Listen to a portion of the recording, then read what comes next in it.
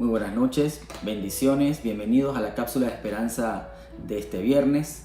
Dios les bendiga, bendiciones a todos aquellos que se están conectando en las diferentes plataformas para compartir un poco de la palabra y el mensaje de esta noche. Esta noche me gustaría conversar sobre un tema que ha estado, diríamos, presente en el mes de junio, que es el mes internacional de la familia. En este mes de junio también se celebra el Día del Padre. Pero dentro de este mismo mes se han estado dando diferentes situaciones que hasta cierto punto ponen, diríamos, un velo, empañan un poco el concepto de familia. Y esta noche vamos a hablar sobre 4 desafíos que la familia de hoy, la familia actual, está enfrentando. Y vamos a ver algunos consejos para poder enfrentar esos desafíos. El primer desafío que me gustaría mencionar es el desafío de las ideologías. Las ideologías están tomando fuerza, han estado tomando fuerza desde muchos años atrás, pero ahora a través de los medios y las plataformas de comunicación digitales que existen hoy en día se ha hecho mucho más popular.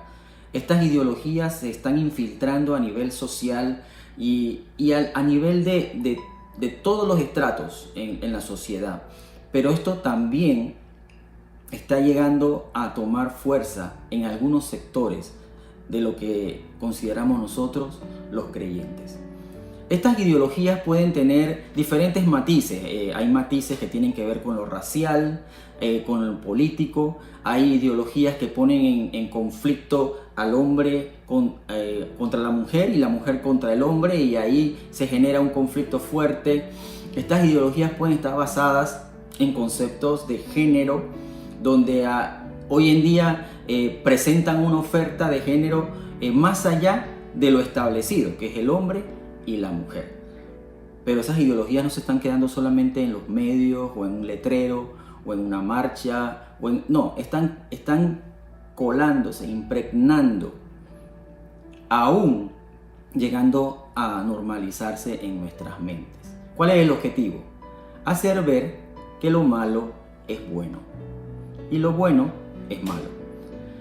Hay un dicho que se decía antes, no sé si se menciona mucho ahora, dice que tanto da el cántaro al agua que se rompe. Estas ideologías lo que hacen es repetir por muchos años continuamente un mismo discurso. Utilizan juegos de palabras, utilizan terminología, atacan o de alguna u otra forma etiquetan las cosas que los contravienen y le ponen un matiz amenazante. Entonces, todo ese juego ha creado una especie de polarización, pero al mismo tiempo una normalización en la sociedad. De hecho, pueden haber creyentes que ya están, diríamos, aceptando inconscientemente que estas cosas son normales, que es un asunto de la sociedad que ya no se puede hacer absolutamente nada. Bien, también tenemos otro desafío parecido a este, y es el desafío de las falsas doctrinas. La falsa doctrina sería un desafío que puede estar hasta surgiendo de dentro de las filas de la cristiandad. Las falsas doctrinas ahora se están multiplicando mucho porque igualmente utilizan las plataformas que existen a nivel digital y están llegando a nuestros dispositivos, están llegando por los diferentes medios, y estamos nosotros aceptando de una u otra forma esas falsas doctrinas. ¿Por qué nos cuesta reconocer una falsa doctrina? Porque tenemos muy poco fundamento bíblico. Entonces, las falsas doctrinas pueden venir en diferentes etiquetas, pueden estar mezcladas con verdad, y ahí está colocada la mentira. Lo peor que tiene una mentira, la mentira más fuerte, es aquella que está vestida de verdad. Bien, las falsas doctrinas también se pueden colar dentro de nuestras propias congregaciones. Entonces, nosotros tenemos que estar muy apercibidos de qué estamos escuchando, qué estamos viendo, a qué le estamos prestando atención. ¿Qué nos está llamando la atención y qué mandamiento novedoso estamos viendo, o qué línea de pensamiento estamos viendo que está hasta cierto punto tratando de utilizar un texto bíblico tergiversado o distorsionado que nos hace que nosotros también tropecemos. Entonces la familia de hoy también tiene que estar pendiente y presente de que hay falsas enseñanzas que están vestidas de bondad, están vestidas de algo muy agradable, pero dentro de ellas hay total falsedad. Entonces, en la palabra de Dios tenemos algunos textos bíblicos que nos ayudan sobre estos dos desafíos. En cuanto a las ideologías, en Romanos 12:2 dice la palabra del Señor: no se amolden a los criterios de este mundo. Al contrario, déjense transformar y renueven su interior de tal manera que sepan apreciar lo que Dios quiere, es decir, lo bueno, lo que es grato y lo perfecto. Cuando hablamos entonces de ideologías y lo contrastamos con Romanos 12:2, vemos que Romanos nos habla de que nuestro pensamiento, nuestro criterio no debe amoldarse, no debe tomar la forma de este mundo. Los criterios de este mundo usted los está viendo a diario. Los criterios de este mundo usted lo ve en las redes, usted los ve en los videos, ustedes ven en las diatribas que se dan, en las discusiones que se dan conceptuales, filosóficas, ideológicas. Usted los ve, usted lo puede leer, usted lo puede percibir. Pero Romanos 12:2 nos habla, el Espíritu Santo nos habla a través de ese texto de que nuestra mente no debe amoldarse a los criterios de este mundo, sino que debe ser transformada, renovada en su interior, de manera tal de que esa transformación nos ayude a ver, a saber, a conocer la buena voluntad de Dios, agradable y perfecta, dice otra versión. Dice aquí lo bueno, lo que es grato, lo perfecto. Entonces, mucho cuidado con que nuestros criterios vayan tomando la línea del mundo, porque eso no es de la noche a la mañana, es un proceso sutil. Y empezamos a llamar bueno lo que es malo, y empezamos a llamar malo lo que es bueno. Otro texto de la Biblia que también nos ayuda a entender un poquito esto de las ideologías y de las falsas doctrinas, porque ambas cosas tienen que ver con nuestros pensamientos. Ambas cosas tienen que ver con lo que nosotros razonamos, con nuestra ideologización, en nuestra concepción, nuestra cosmovisión, cómo vemos las cosas, cuáles son nuestros criterios. En 2 Corintios 10:5, la palabra de Dios dice: pues aunque andamos en la carne, o sea, en el cuerpo, no militamos según la carne, porque las armas de nuestra milicia no son carnales, sino poderosas en Dios para la destrucción de fortalezas. Y aquí viene el texto: derribando argumentos y toda altivez que se levanta contra el conocimiento de Dios, y llevando cautivo todo pensamiento a la obediencia a Cristo. Ahí que vemos entonces que las armas de nuestra milicia no son carnales, sino poderosas en Dios. Esto actúa en lo espiritual. Entonces, la mentira, el engaño, es un dardo espiritual que no necesariamente puedes utilizar una herramienta humana para derribarlo. Por eso la palabra es tan importante. Por eso el consejo bíblico hay que tenerlo claro. La única forma de poder derribar argumentos y altiveces, porque el argumento va asociado y casado con altivez. No sé si se ha dado cuenta de la actitud de los que presentan estos argumentos, estas ideologías, estas falsas doctrinas. Hay altivez, hay una argumentación que dice: yo tengo la última palabra, yo tengo la razón, todos los demás están equivocados. Pero esos argumentos y esas altiveces se derriban con las armas espirituales, aquellas que no son carnales. Y hay una acción práctica en el texto bíblico. Dice que debemos llevar todo pensamiento a la obediencia a Cristo. ¿Qué quiere decir esto?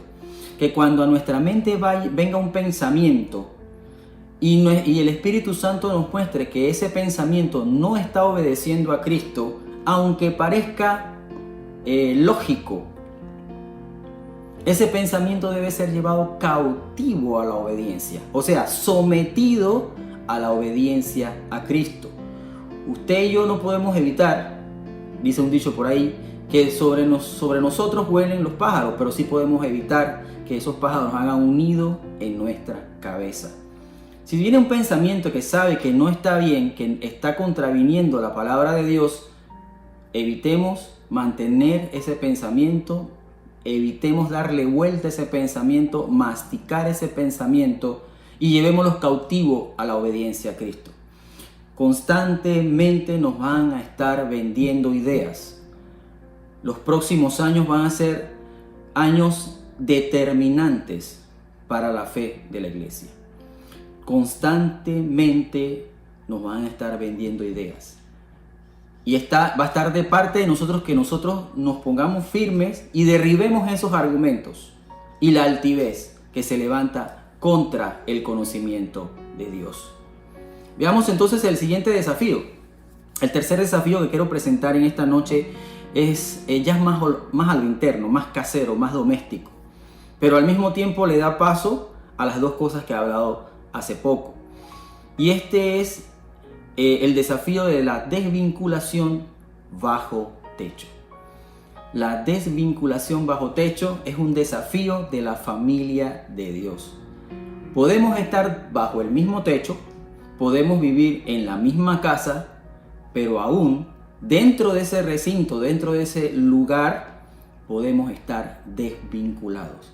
Cada uno haciendo lo suyo, no teniendo comunión, no teniendo conexión, no teniendo esa comunicación, esa vinculación emocional. Y en esto puede estar encerrado todos los aristas que se están dando en estos momentos. Estamos hablando de trabajo en casa, estamos de oficina en casa, estamos hablando de la escuela en la casa. Cada uno tiene un dispositivo, un aparato, cada uno tal vez tenga su habitación, su sitio, su esquina, y ahí pasamos el día completo. Y pasa la noche y nos conectamos a otros dispositivos. Y eso evita que durante el día podamos tener por lo menos un tiempo de vinculación. ¿Cuál es la vulnerabilidad de esta situación? Si cada uno solo vive conectado en su dispositivo, no sabemos, diríamos, en qué momento estas ideologías, estas falsas doctrinas y estas líneas de pensamiento están llegando tal vez a la mente y al corazón de nuestros hijos, a la mente y al corazón de algún miembro de la casa. Y nadie va a darse cuenta hasta que esto haya tomado fuerza, hasta que esto haya tomado cuerpo en la mente de algún miembro de la familia. No estamos vinculando mucho, aunque estamos dentro de la casa.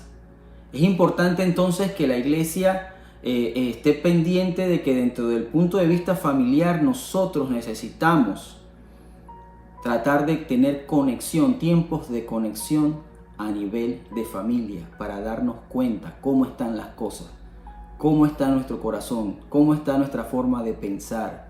En el diálogo se expresan esas cosas. Y la vinculación familiar va a ser, diríamos, un tesoro que debemos cuidar. Hay familias que pudieron haber estado en cuarentena por muchos meses. Recordamos la cuarentena más fuerte, más férrea, que fue en el 2020. Y puede ser que dentro de esas cuarentenas las familias estaban allí, pero no tenían conexión.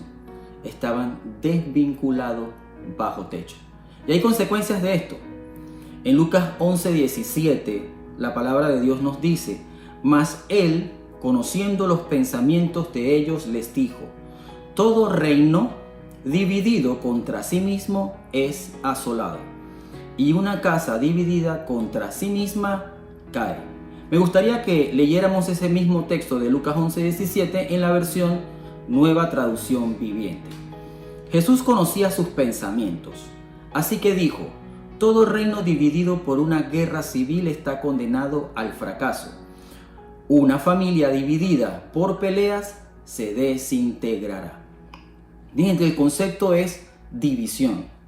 Pero la división puede ser ofensiva o puede ser pasiva, porque aquí vemos en la segunda versión una familia dividida por peleas, es lo más obvio.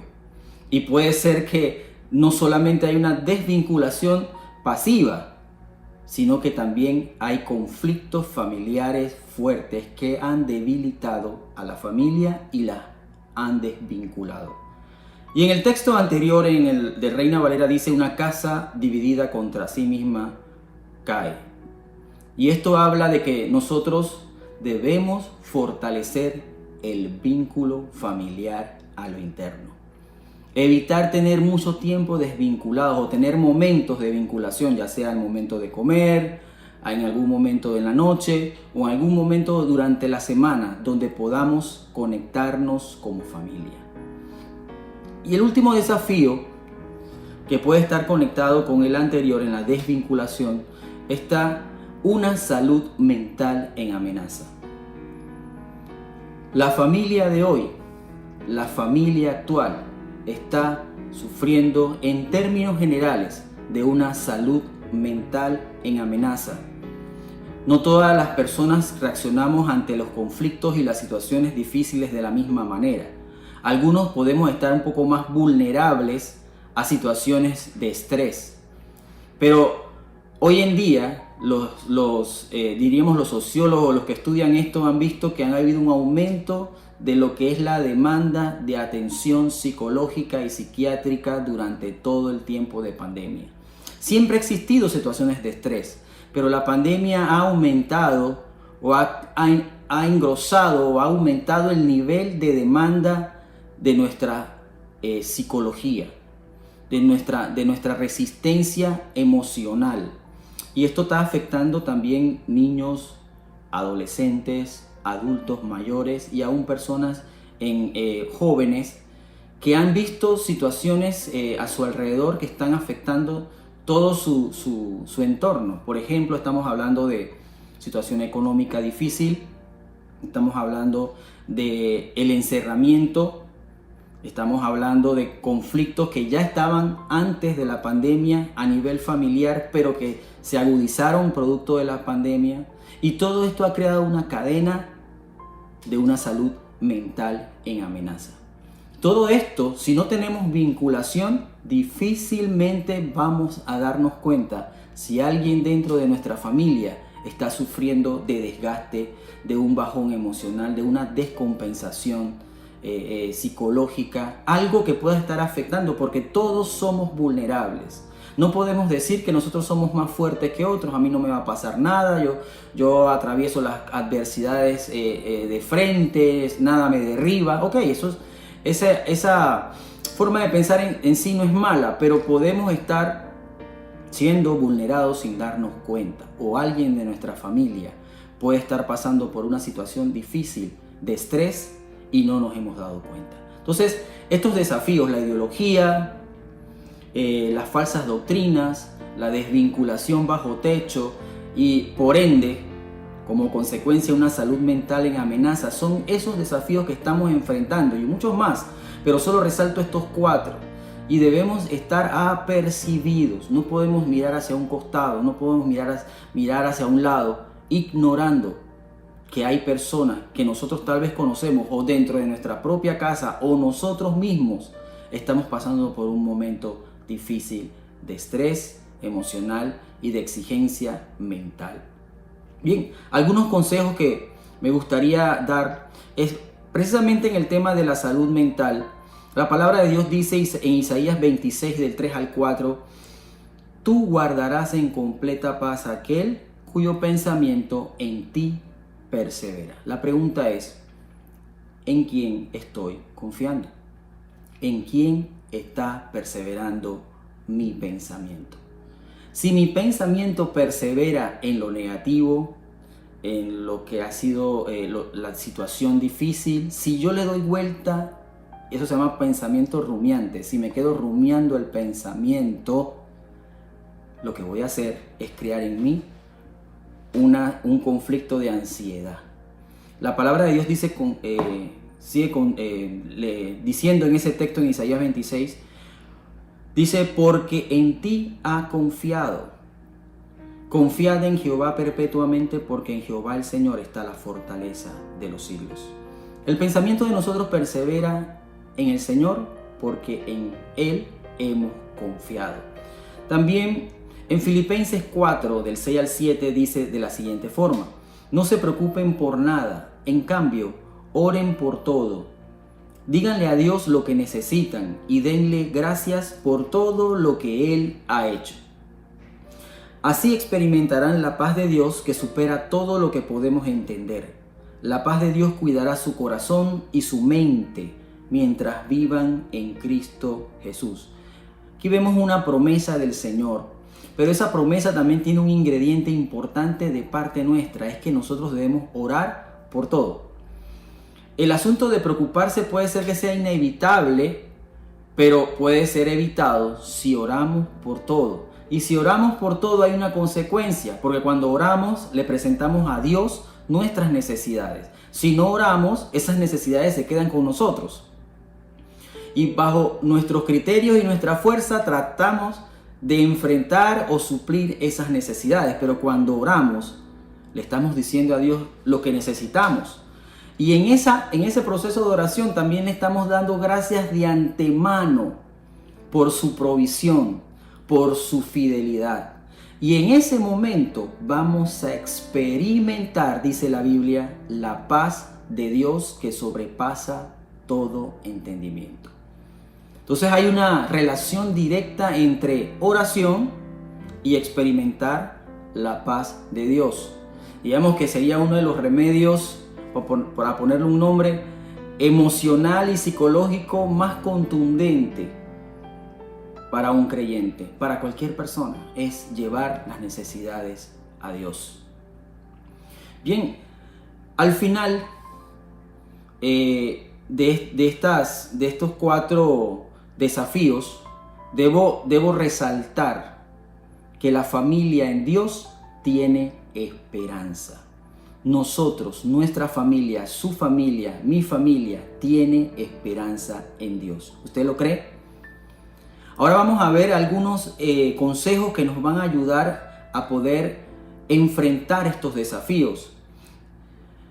Dice aquí en el texto: toda la escritura es inspirada por Dios y útil para enseñarnos lo que es verdad y para hacernos ver lo que está mal en nuestra vida. Nos corrige cuando estamos equivocados y nos enseña a hacer lo correcto, y Dios la usa para preparar y capacitar a su pueblo para que haga toda buena obra.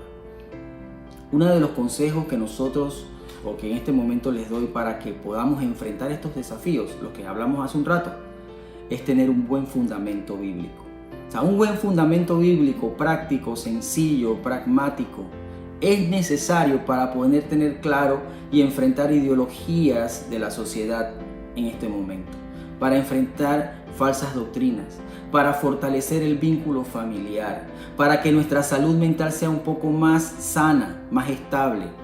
El consejo bíblico nos lleva a poder vencer y ser fortalecidos para enfrentar estos desafíos. Aquí nos está hablando de que toda la escritura que es inspirada por Dios nos ayuda a saber, nos enseña qué es la verdad. Nos corrige cuando estamos equivocados y nos enseña a hacer lo correcto y nos capacita.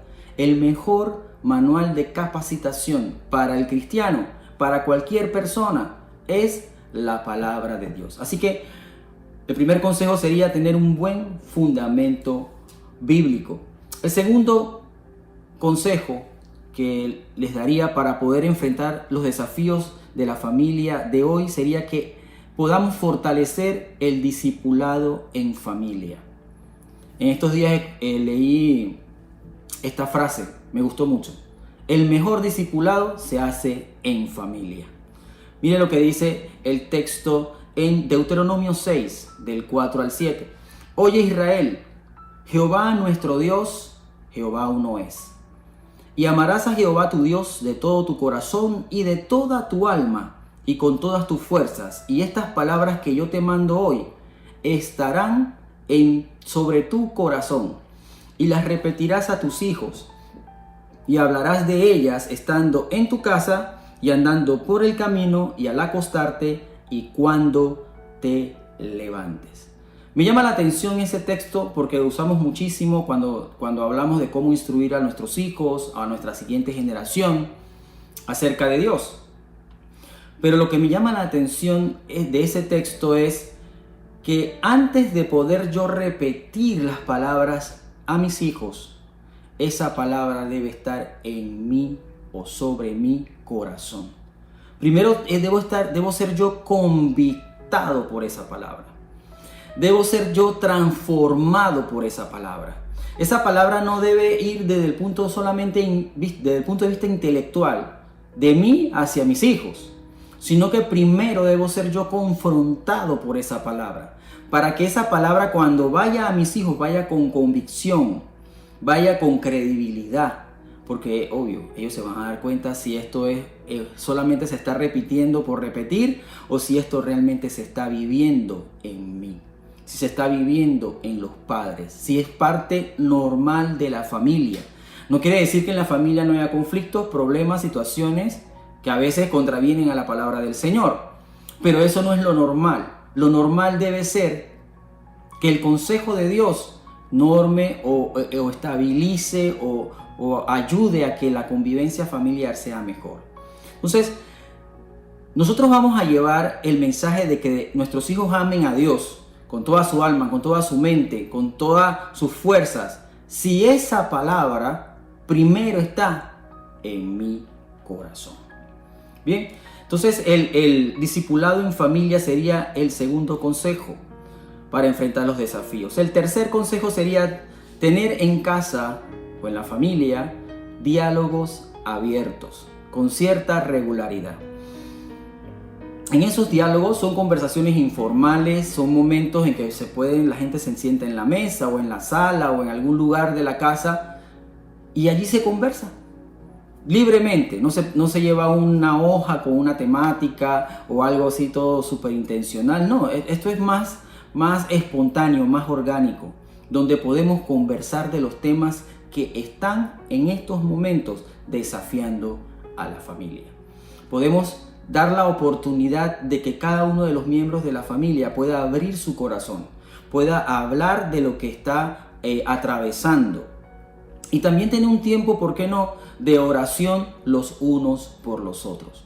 Esa oportunidad es especial. Esos diálogos abiertos se pueden dar aún en el camino, cuando uno va en el auto o en algún sitio donde no hay mucha interrupción. Ahí se pueden dar estos diálogos abiertos, donde se recibe y se da consejo. Recibimos todos una edificación. En Proverbios 6, 20 al 22, a los hijos les da un consejo la palabra. Dice: hijo mío, obedece los mandatos de tu padre y no descuides la instrucción de tu madre.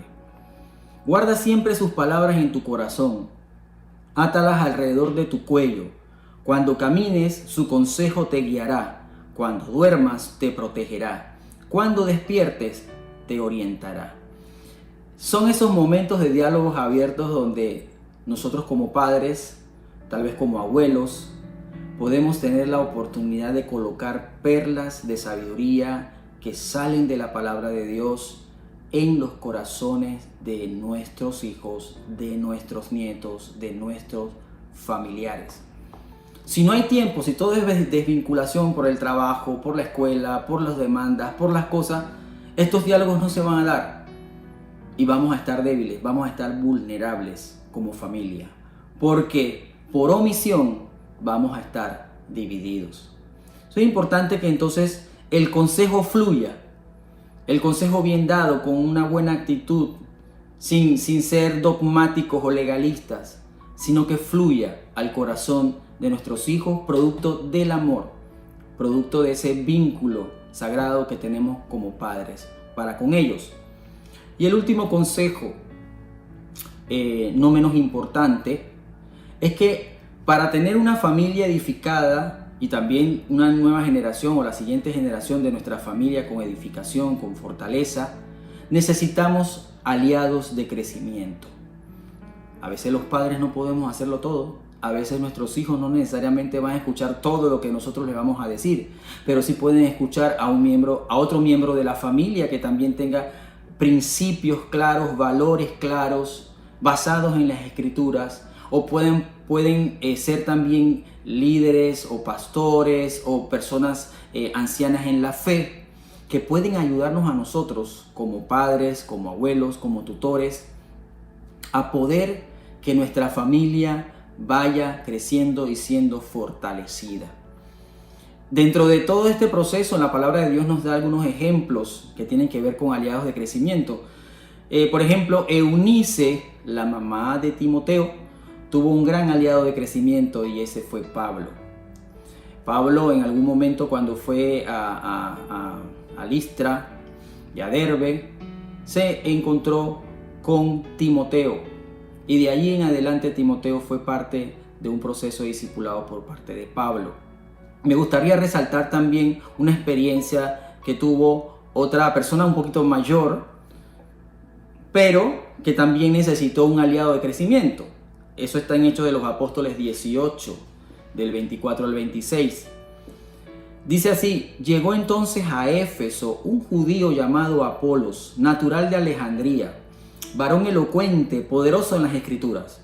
Este había sido instruido en el camino del Señor y siendo de espíritu fervoroso, hablaba y enseñaba diligentemente lo concerniente al Señor, aunque solamente conocía el bautismo de Juan.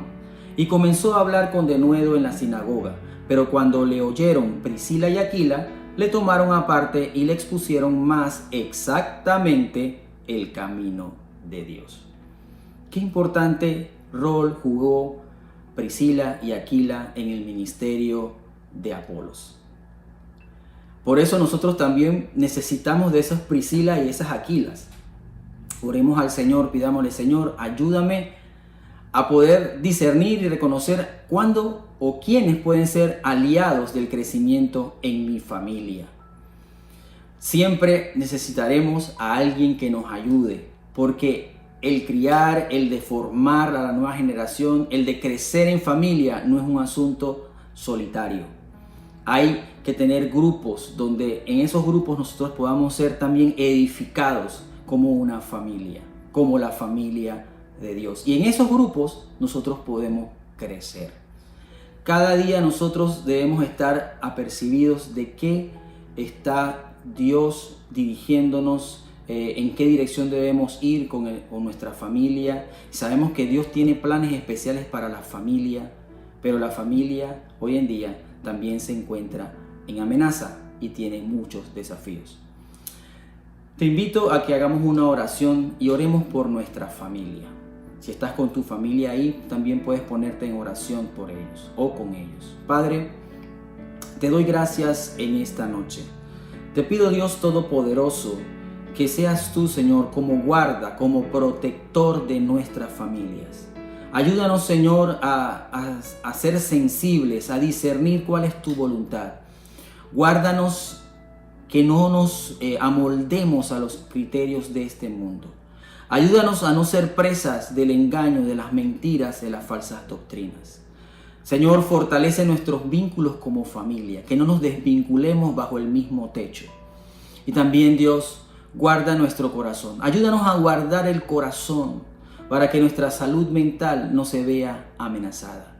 Fortalece el conocimiento bíblico y la práctica de ese conocimiento bíblico en nosotros. Porque así podemos contrarrestar, podemos contrastar la verdad del error. Ayúdanos también, Dios, a tener aliados de crecimiento que nos ayuden en este proceso de crecer en ti como familia. Abre esos diálogos abiertos, Señor. Abre esas oportunidades para los diálogos abiertos. Que podamos tener tiempos de conversación, tiempos de crecimiento. Te doy gracias por esta noche y bendigo a mis hermanos. Bendigo sus familias. En el nombre poderoso de Jesús. Te agradezco este tiempo y deseo que puedas seguir siendo edificado como familia. Dios te bendiga.